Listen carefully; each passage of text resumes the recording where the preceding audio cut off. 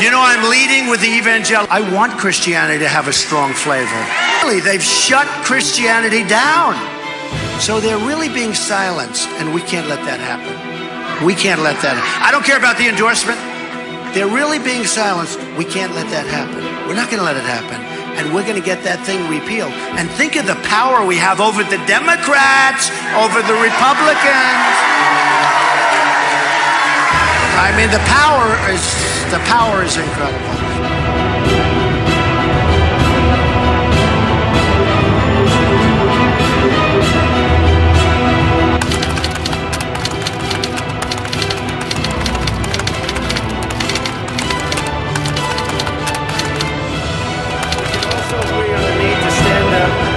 Anti-Catholic bias. Do you believe that you've done anything to create a tone where this kind of violence would be encouraged? I hope not. I truly hope not. In the good old days, this doesn't happen because they used to treat them very, very rough. And when they protested once, you know, they would not do it again so easily. The protest is over.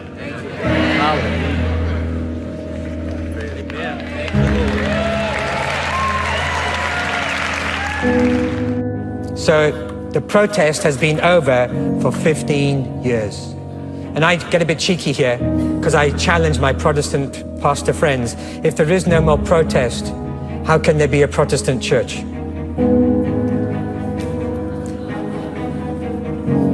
Maybe now we're all Catholics again. We can also agree on the need to stand up to anti-Catholic bias. That's the man that I believe is going to give America a last-minute reprieve. And if you're not going to vote, you should be ashamed of yourself. You're going to be held seriously to account by God if you don't vote. Stay strong, find new voters, get them to the polls. Like I said, and I'll continue to say, it is pitchfork and torches time in America.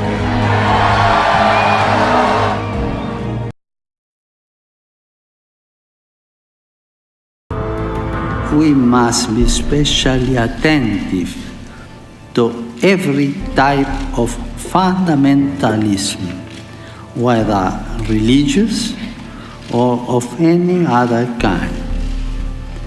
The contemporary world, with its open wounds, which affect so many of our brothers and sisters. Now it's time for America to bind the wounds of division. Have to get together. Demands that we confront every form of polarization, which would divide it into these two camps. La mayor parte de los habitantes del planeta se declaran creyentes. Esto debería provocar un diálogo entre las religiones. No debemos dejar de orar por él y colaborar con quienes piensan distinto. Confío en Buda. Creo en Dios. Creo en Jesucristo. Creo en Dios, Alá. Muchos piensan distinto, sienten distinto, buscan a Dios o encuentran a Dios de diversa manera. En esta multitud, en este abanico de religiones, hay una sola certeza que tenemos para todos. Todos somos hijos de Dios. At a time when others are trying to divide us along lines of religion or sect, we have to reaffirm that most fundamental of truths. We are all God's children. We're all born equal with inherent dignity. We have to understand an attack on one faith is an attack on all our faiths. Todos somos hijos de Dios.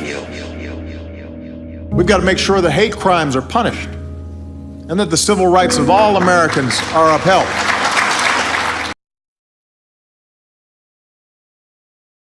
You know, I'm leading with the evangelicals. I'm a good Christian. And I'm leading with evangelicals. And I want to tell you something. Christianity, and I put it in the same vein and sometimes in the same sentences, Christianity is being chipped away at in this country.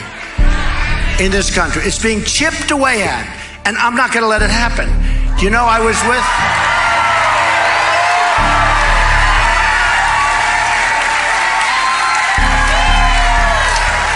with a whole room full, like 50 pastors, ministers, great people, some of whom I knew pretty well and some I don't. And I said to them, let me ask you a question. How many Christians, evangelicals, but just Christians, do we have in this country? And they were saying maybe 250 million, maybe 260 million. I said, so that's more than we have women. It's more than we have men. It's by far the biggest group. Then why aren't you banding together and getting the kinds of things you want? Why is it that you people don't have a stronger lobby? And during Lyndon Johnson's regime, I will call it, because that's sort of what it was, if you think about it, but during his term as president, they passed something where the tax deduction is under siege if they do anything that's a little bit off, okay? So they're gonna lose tax-exempt status, right? And I said, wait a minute, that's right, that's the answer. I figured, I'm a pretty smart guy, I figured things out pretty quickly. So as soon as I mentioned it, I said, that's it. Because I said then, so the man walking, I was in Trump Tower, I pointed down to the sidewalk, there were people walking on the sidewalk. I said, then those people walking on the sidewalk are more powerful than you people in the clergy, the pastors, the ministers, the priests, the people in the clergy.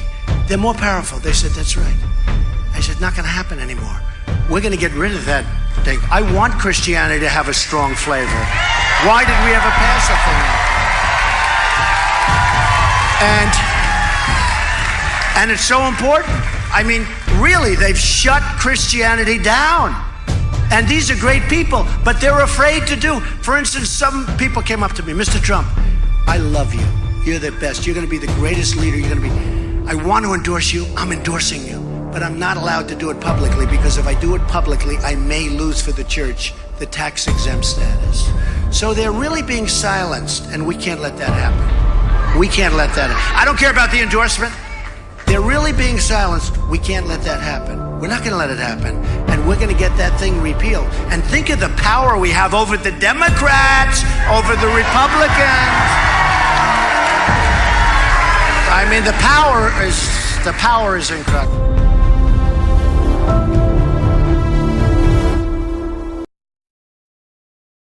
We've got to be very strong, very, very smart, and we've got to come together, not only as a nation, but as a world community. Thank you very much. God bless you, and God bless America. Thank you. Thank you. Thank you very much. Catholics are an important part of the American story. America has been strengthened by hardworking Catholics. From New York to California, the Catholic story is truly unique, and it's a great story. From marching for civil rights to educating millions of children, serving the poor, and helping define the pro-life movement, clergy and lay Catholics across the country have made countless contributions to the American success and the American success story. Washington politicians have been hostile to the church. They have been hostile to Catholics. They have been hostile to the members of Catholicism. My administration will stand side by side with the American Catholics to promote the values we all share as Christians and Americans. God bless you. God bless the United States of America. We will make America great. You're going to be held seriously to account by God if you don't vote. And you're going to find that out before this broadcast is over. You're going to be guilty of murder. You're going to be guilty of an abomination of God. Yeah, we're talking about State Senator Sylvia Allen, and she thinks the nation is suffering from a moral decay. And the cure for that decay, she believes, is church, and she also believes that there should be a new law forcing people to attend. I believe what's happening to our country is that there's a horrible erosion of the soul of America. Okay, so Senator Sylvia Allen thinks the nation is heading in the wrong direction. But instead of just complaining, the Republican from Snowflake offered up this solution. Probably we should be debating a bill requiring every American to attend a church of their choice on Sunday. Now, somebody said, well, is Copeland turning Catholic? No. They asked Pope Francis, do you think these people should convert? And he shouted, no, that would be wrong. We're coming together in the unity of our faith, not the unity of our religions. Man. Hallelujah. Oh, I'm telling you, folks, this is just absolutely huge. And I'll tell you why. The spirit of division is behind all racism. Yes, that's right. Yes. Racism is not just skin color or ethnic background. That's right. Let me give you this statement, because I've got a number of things here to show you. And if I get turned loose on this, man. The devil takes a difference, magnifies it in hate, and divides the house. And a house divided against itself cannot stand.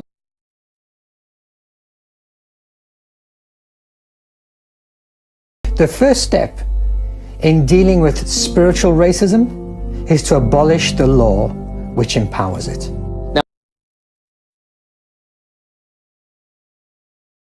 Of God, quit attacking man of God by name. Somebody's attacking me because of something I'm teaching. Let me tell you something, brother. You watch it. Dear God in heaven, I wish I can just move. They call out the ministry of my foot. You know, I've looked for one verse in the Bible. I just can't seem to find it. One verse that said if you don't like him, kill him. I really wish I could find it. But don't mention people's names on your radio program and your TV program thinking you're doing God's service. You're not. You stink, frankly. That's the way I think about it. Sometimes I wish God would give me a Holy Ghost machine gun. I'll blow your head.